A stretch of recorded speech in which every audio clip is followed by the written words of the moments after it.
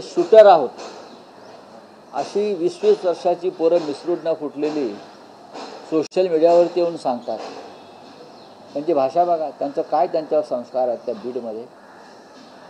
त्याला जबाबदार कोण आहेत? बीडचं नेतृत्व कोण करताय? आम्ही करतोय का? नाही, तुम्हीच करताय. तुम्ही काय पेरताय? जे तुम्ही पेरलंय ते उगवलं आहे. तुम्ही ठिणगी टाकलेली आहे. त्या आगीचे चटके तुम्हाला बसणारच आहेत ना. तुम्ही मुळात त्यांना मंत्रिमंडळात घेणं ही चूक होती.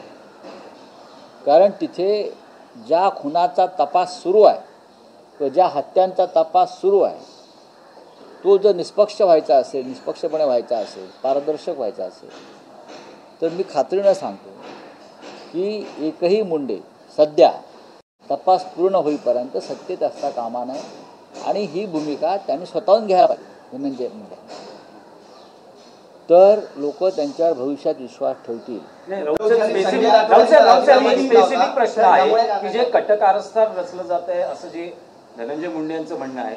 अंजली दमानिया रोज या प्रकरणातली नवी माहिती उघड करतायत. अनेक फोटोग्राफ्स, अनेक व्हिडिओ अंजली दमानियांच्या आडून कोणी काही ही जी अंजली दमानिया जी माहिती देत आहेत ती माहिती काही नवीन आहे, ती जुनीच आहे.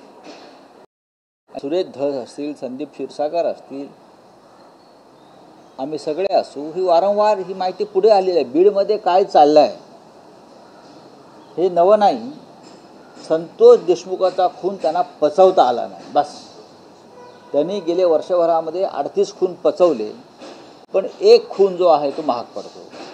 संतोष देशमुखच्या खुनाला वाचा फुटली आणि हा वाचा फुटलेला खून सगळ्यांची लक्तरं काढत बाहेर चाललेला आहे. हा एक खून तो पचला नाही आणि म्हणून 38 खून उघड झाले.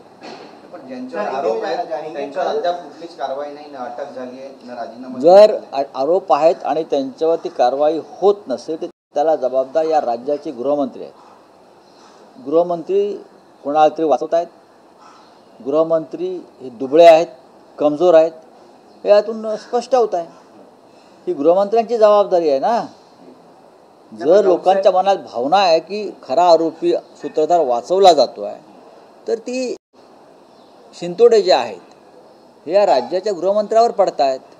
गृहमंत्रीचे नाकाने कांदे सोलतायत, कोणालाही सोडणार नाही, किती मोठा असू द्या, बरं का, किती मोठा असला तरी तो तुमच्या पदराखाली आहे, तुमच्या खिशात आहे. पण धनंजय मुंडे काल असं म्हणाले की किती कोणी कोणाच्याही जवळचा असू द्या त्याला कडक शासन फाशीची शिक्षा करा. मग जो जवळचा तुमच्या असेल कोणी त्याला फाशीच्या तख्तापर्यंत पोहोचवण्यासाठी आपण पोलिसांना सहकार्य करा. आपण जोपर्यंत सत्तेत आहात तोपर्यंत शक्य नाही असं लोकांच्या भावना आहेत. बोले आपका क्या भाई? सर, हिंदी में जानना चाहेंगे, कल डॉक्टर मनमोहन सिंह का निधन हुआ, आपने भी कई बार उनके साथ काम किया है, क्या हमने उनके साथ काम किया है. डॉक्टर मनमोहन सिंह जी एक ऐसी शख्सियत थी जिन्होंने देश पर नहीं देश के जनता के दिलों पर राज किया. नरेंद्र मोदी और उनकी जो टीम है ये सभी ने डॉक्टर साहब को बदनाम करने की बहुत कोशिश की.